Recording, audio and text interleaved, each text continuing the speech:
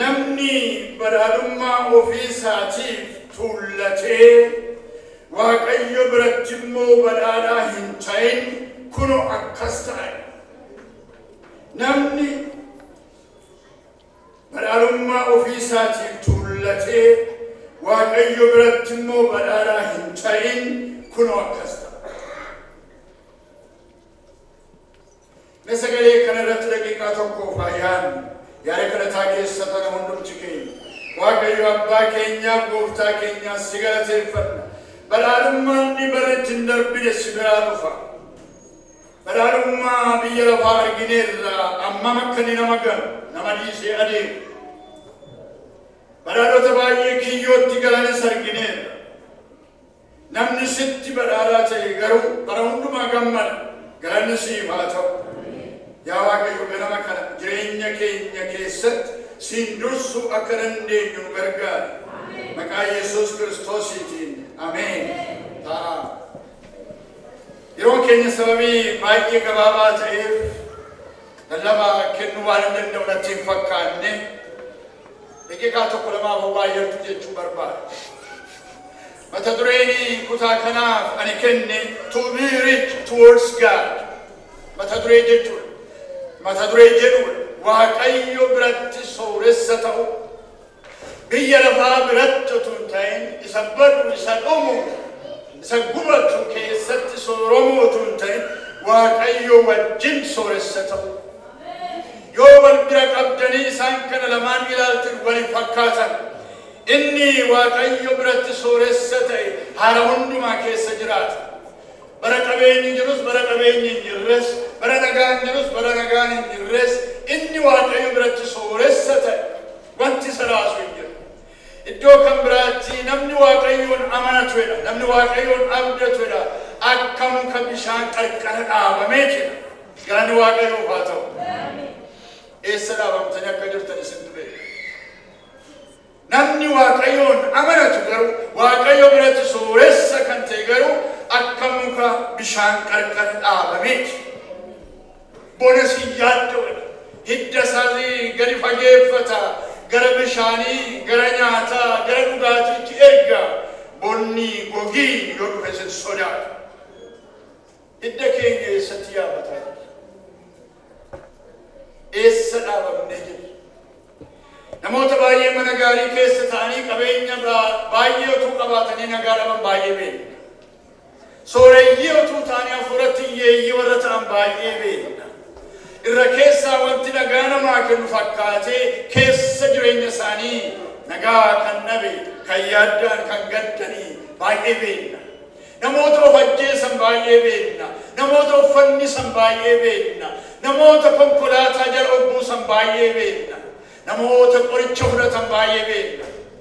Namoota rakkina isaanii irraanfachuudhaaf guyyaatii gara guyyaatti of wal'aananii baay'ee beekna. Biyya lafaa keessatti sooressa ta'uun waaqayyo biratti sooressa nama hin godhu. To be rich in the unfulfilling, loving and caring God is more important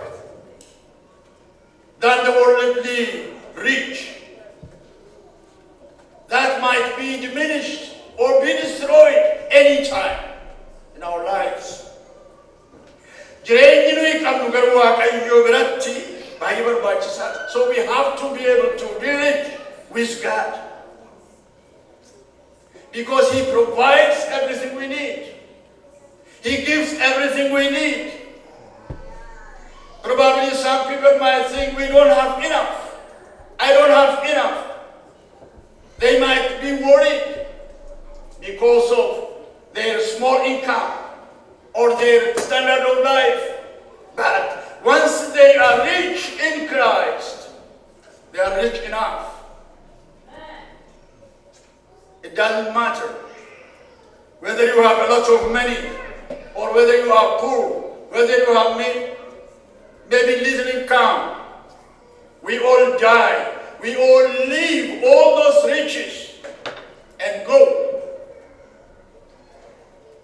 Yeroo darbe namicha tokkoon Facebook irratti argee baay'ee na dinqisiisaa ture.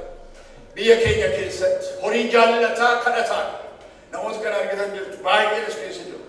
Horii jaallata kadhataadha kadhatee argatu horii ammoo karaarra taa'ee kadhata. Horii ana keessaa hin baasu wayyaatti hin bitatu hin nyaatu hin dhugu walumatti qaba. Mataatti dugdatti baatee adeema yommuu kadhatu akka nama uffata isaa boraafatee ciisu boraafatee ciisa. Birriisa keessa guute namoota argitan jirtu. Yes, namoota baay'eetu argitan. Gaaf tokko atuunni karaarra dhaabatee akkuma amala isaa kadhatu warri beekan itti ba'anii yeroo isaan itti baadhatee adeemu diigamee lafatti gadi namu horii kumaatamni gadi namu karaarratti. Horii duriyyeen warri horii barbaadanitti dacha'an saamuudhaaf poolisiin bira ga'ee irraa dhowwee ta'anii lakkaa'an suuraa isaa kaa'anii feesbuukii irratti baay'ee keessa dhibbeen. Yeroo lakkaa'an meeqa ta'e gara 7,000 meeqa baatee deema garuu dooraa dhagabuu oolamuu qataa uffata hin qabu jireenya hin qabu garuu baatee deema nagaan qabu ammayyuu yaadda ammayyuu sodaata ammayyuu hin qabu ammayyuu shanan nyaata ammayyuu nan kaadde yoomiif namni Kiristoositti sooressa ta'e waa'ee isa boriitiif hin yaadda. The crowd who was following Jesus has been asking many life-related questions, many important questions. Many of their concerns were brought to Jesus in order to get answers. Who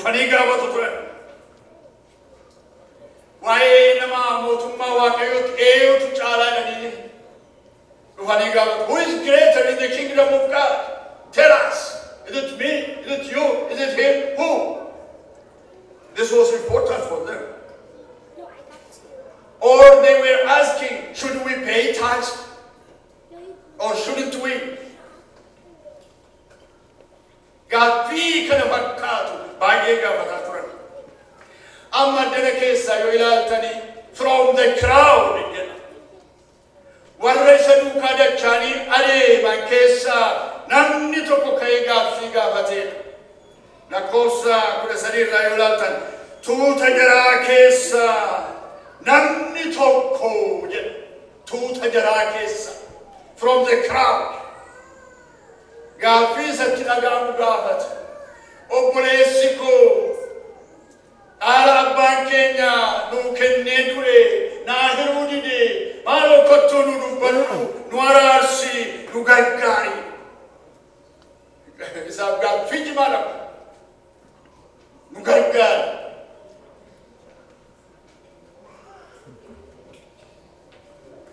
Most of the time, people ask questions on the issues they care most, on the issues they need answer on. Jesus has been responding to all questions, no matter what kind of question. He was responding to all their questions. And he can also respond today to your personal question. I don't know what personal question you might have.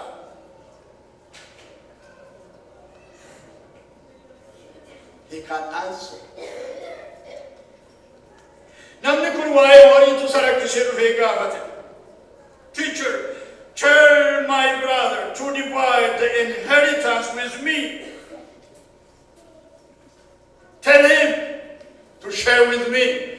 Maybe angafata. Anadu waqta Malaysia in Taudeta, Baraduriti, Abba, Ofi, Kabenani, Kabu, Hormatani, Horate, Yole Sahimatu, it was normal. It was a tradition, it was a culture. Why Yole Lamangela was Kesatu, but a Musiaretu, Kanagauna, Ken Nigere, Litana. Fulat A. Adema, Itinangamada, Naken Nigere, Abbanishing Kended. Usually, I can do a good day to return. Any Kungaru at what Bansaju Gavati. Why are Abaga Batun? Amalaturi, Adaturi Basana case. What is your top priority that you want to ask Jesus? What is your top priority? What do you want to ask? What do you want answer on in your life?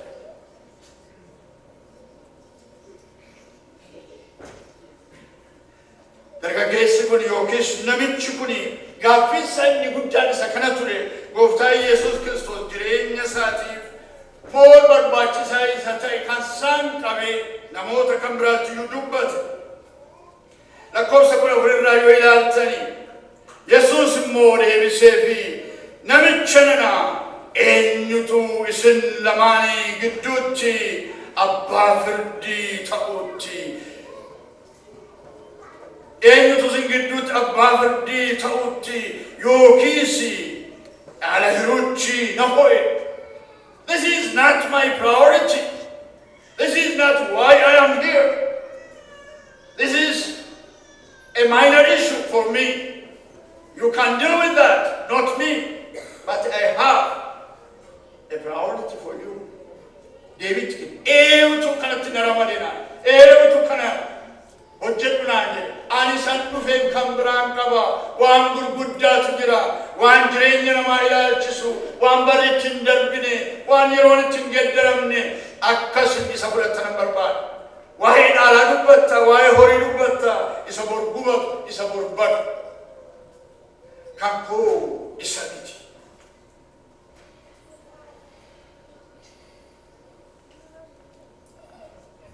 Jesus was there to use this opportunity to warn the crowd about the dangerous outcome of the love of many. Lakkoofsa 15 irratti inni dubbatu kana kanatti fufee hunduma isaaniiti. The question was from one person.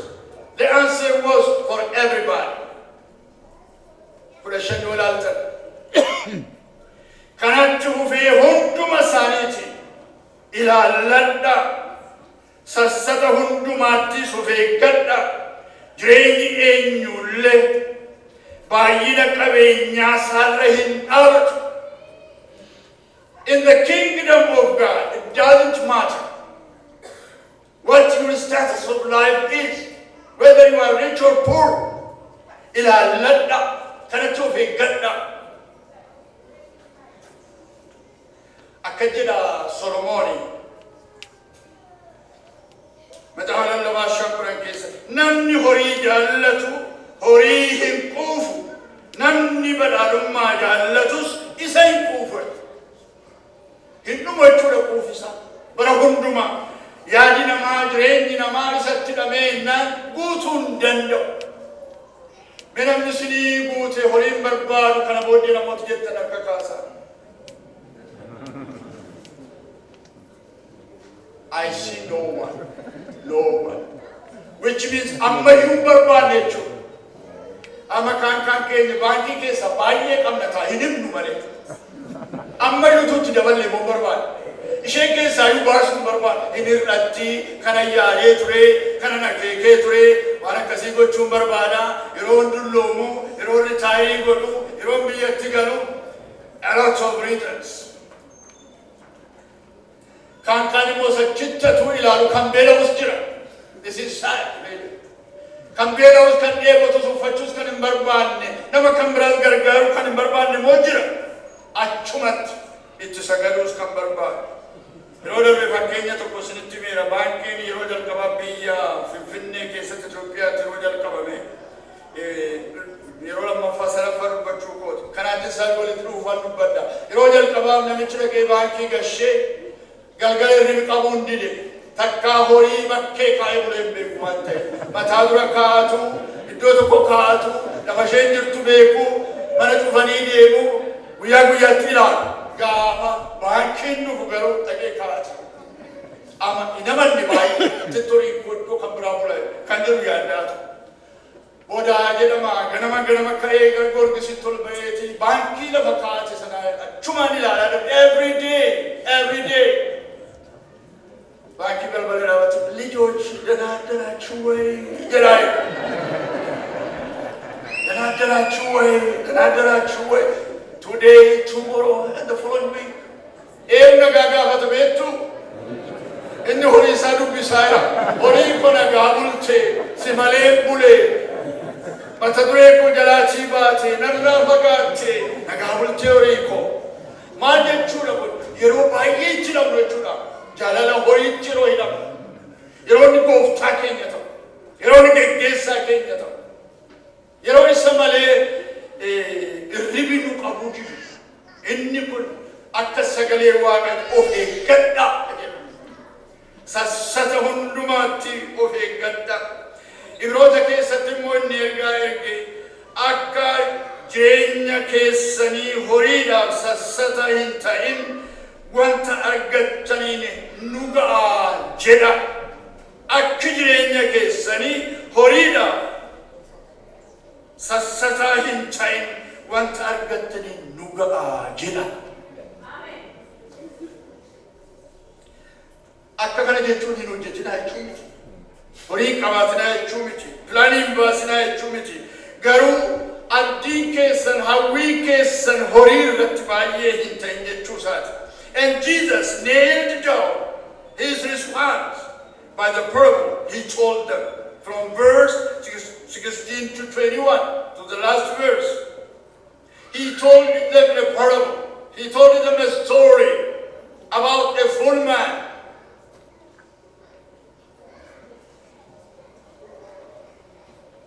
Because he wants them to understand about this issue. Akkasan baay'ee gadi fageessanii hubatan barbaada waan ta'eef sana keessatti tun danda'u yeroo qabu. Waan lama sana tokko dubbadhee fixuu barbaada. Number one, money is just a piece of metals and paper. That's it. Mee horii boorsaa keessa jiru, waaleeti keessa jiru fuudhaa laalame nyaatama. Nyaachuu beeloftan. Manni shayee siin jiru, manni nyaataa siin jiru, naannoo laawwatuun jiru garuu doolaa kuma ja'atu sin harkaya. Lafti dhaqanii waa bitatanii isaanii yaadina. Gaafa beeloftanii buddeena hin ta'a qofaasaa. Dhugaatii hin ta'a, fira hin ta'a, uffata hin ta'a. No. We only see money by its value. Value ni qabu dhugaatu akka ni jaallatamu, akka ni dhimma baasu. Humnatu keessa jira. Waan inni bituu danda'utu jira. Waan inni fiduu danda'utu jira. Only the value we put in money makes it important for all of us. Otherwise, it's just a paper. It's just pieces of metals. Humaa waa gochuun danda'u fi isaati.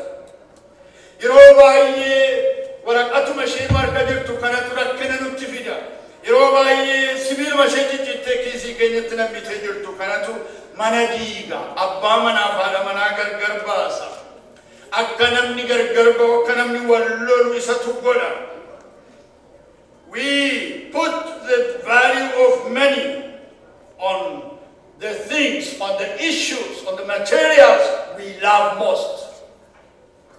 Yeroo sana kan inni dhimma baasu maalirra oolchatu horii keessa. Mana tibitanna, makina tibitanna, ufata tibitanna, and so on and so forth, like our dandeessu. Because we want them. Sagaleen waaqayyo akkas garmalee jaallatinaa jedha, garmalee tofin kenninaa jedha.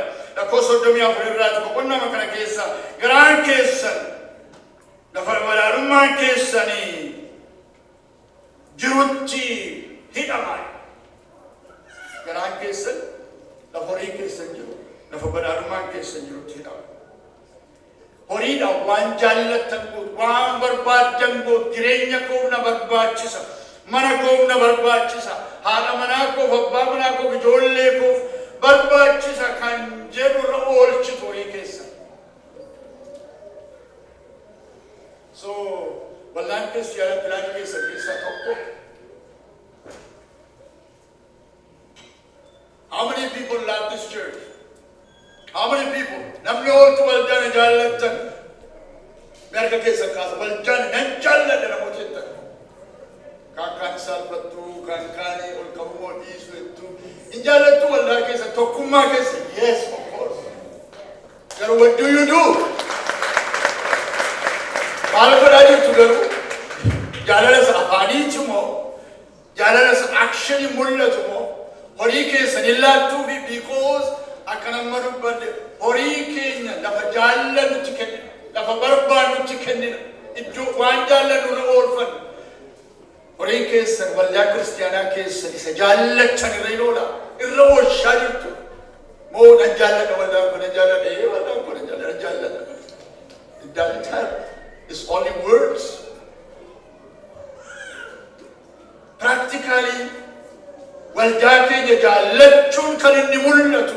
Yeroo horii keessan gadi baaftanii kennitan mul'ata. Nan jaalladha waldaa koo, akka isheen jiraattuun barbaada, akka isheen guddattuun barbaada, akka isheen hojii hojjettuun barbaada. Yommuu jettan really waldaan jaallataa jirtu jechuudha. Otherwise, you just respond. Jaalalli afaan duwwaa hin jiru. Jaalalli hojii hin qabne hin jiru. Horii isa jaallannu kan lafa jaallannutti kennina. Waldaa keessan lafa jaallatanitti laatture. Manattoo hin laattu, mana wajjin bittu, konkolaataa wajjin bittu, wayyaa fo'attaniitti hin bittu, kophee hin bittu, maal hin bittu. Kan waldaa immoo pilaanii sana keessa jira moo hin jiru. Jaallattu waldaa. Horiin keenya waldaa keenya in tajaajilu taanaan jaalalli keenya mul'ataa miti jechuudha. Number 2, the way you handle money can benefit you and destroy you too. The way you use money can benefit you and destroy you. Gaaffii qabu. Namoota baay'ee jireenya isaanii balleessaa horii balleesseera. Sababiinsa akkatti qaban waan wal dhaalaniif, waan ittiin godhan waan wal dhaalaniif, waan ofiin qixxeessaniif, ofii gadi jetti ilaalu waan dadhabaniif, horii ofii olitti ilaalanitti sagadanii waan jiraataniif jireenya namoota baay'ee balleesseera. Ximootos akkas jedha, warri sooromuu barbaadan immoo qoramatti kiyyootti kajeellaatti gowwoomsaa isaanii miidhu baay'ee keessatti sinkufu. Kajeellawwanii kunis balleeffamuu fi baduu keessa isaan hin buuse. Warri maal jaallatan? Warri sooroma jaallatan, warri horii jaallatan. Nuyi jaallannu jedhaan jira miti. Horii nu barbaachisa garuu hitanni ga'ee dhaabachuu dandeenyu nu barbaachisa. And number 3 and the last. Be rich with everlasting God, not with temporary benefits of money. Be rich with an everlasting God. So one of my kingdom, so one of my food, so I go Sudan, so Solo Sudan, so Kusachi Sudan, so Fayi Sudan. Be rich with Him. Don't trust your money, but control your money. Do your money as much as you need to do according to the word of God. Waaqayyo kan gochuu kan inni hunduma keenya gargaara. Tokko keessa na gargaara. Sababiin isaa horii biyya lafaa keessatti waan baay'ee uumeera uumaas jira. Waldaa kiristaanaa keenya amantoota waldaa isaanii horii isaaniitiin jaallatan akka isheen taatu waaqayyoon kadhadhaa, ofii keessaniif kadhadhaa. Kennuu dadhabdanii akkatti waldaa dhuftuu taatan. Namni waldaa na geggeessaa jiru, namni gargaaraa jiru, namni horii kennaa jiru jira jechuudha. Akka waddana ta'e kan godhe jira. Kabaluu isaa isinitti himan. Namni anaan mana kenne isinii hin jedhu. Garuu jiru nu gidduu jiru. Waaqayyo isaan eebbisu. Namooti kun hundumtuu itti yeellaan hin hiyyoomne gadi hin adeemne eebbifamaa deemu. Namni waaqayyoof kennee hin yeellamu. Namni waaqayyoof kennee hin hiyyoomu. Kanaaf yoo dhuguma waldaa keessan jaallattu yoo taatan akkuma horii keessanii waan ittiin jaallattan waan guddaa ittiin gootan waldaa keessanis sagantaa sana keessa haa galtu. Waaqayyo hunduma keenya haa eebbisu. Hin galateeffanna. Galanni siif haa ta'u yaa Waaqayyo. Gaarummaa kee, tola kee, hojii kee hundumaatiif si galateeffanna. Kennaa nuu kenniteetta, horii nuu laatteetta, waan ittiin hojjechuun nurra jiru immoo hojjechuu akka dandeenyu nu gargaara. Maqaa Yesuus Kiristoosiitiin. Ameen. Waaqayyo hunduma